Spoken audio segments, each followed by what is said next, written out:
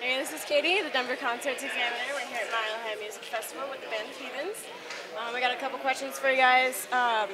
So you guys had an interesting formation of the band, starting out as a live band. Do you think that that created a more of like an interested fan base, as of like for live shows, like they wanted to come out and see you live, like stuff like that? I think that's the foundation of the band. It's kind of why we do it, and I think our fans appreciate that. Tell me, what do you think, Ed? What do you think about that? Well, you know, when we first started the first year, we played pretty much one gig a week in the same club, so it kind of became, it was like a party almost, you know, it was a kind of a hang, and people would just come down, and our friends would come down and sit in and play with us, and so there's really just kind of like this vibe of, wow, hey, sorry. Hey, when it hits my nose, it hurts.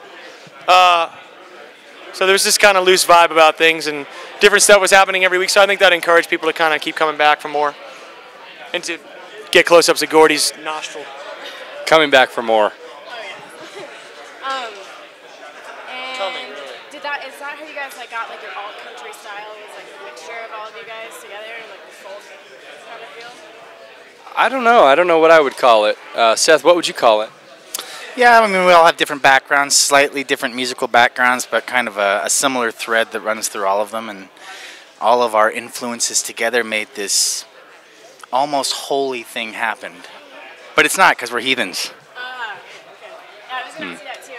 I saw that newspaper just labeled you guys the Heathens. Was there any other band name you were thinking of? We had called ourselves, well, we had called the night the Good Time Supper Club, and then the booking agent decided to maybe tongue-in-cheek, cracked a joke, stuck it in the newspaper as the Heathens. So it seemed to stick, and we didn't know what to think of it at first, but then after a while we just sort of accepted our fate, and it became the holy thing that it is. And you guys have released a studio album in 2008, and does that put a like a different spin on your live performances? I don't think so. I think we actually tried to bring the live performance into the studio. You know, I think it kind of was the other way around. Tried to capture the live vibe of the band in the studio.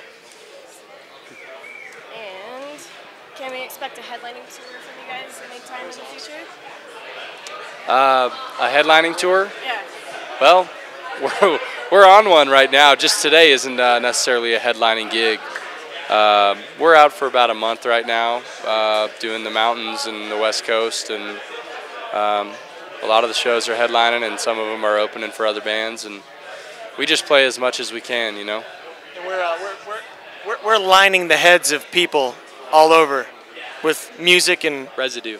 Well, that too, yeah, residue, malted hops, bong resin. Widespread thought they were going to have to cancel, and so they had called us to move us up into that slot, but then apparently things came together and they didn't have to, so they're here playing. So we moved back to our 9:30 a.m. slot. Which actually was perfect for us because we finished playing a show last night at like 1 a.m. and we had a 6.5-hour drive to get here for our early afternoon set. We had a morning load-in, so we feel great right now. One of the stagehands had a really nice cocktail dress and brought us mimosas, which was fun. You know, mimosas. Thank you guys for coming out and talking to me. Thank you, Katie. Have a great rest of the day. Thanks a lot.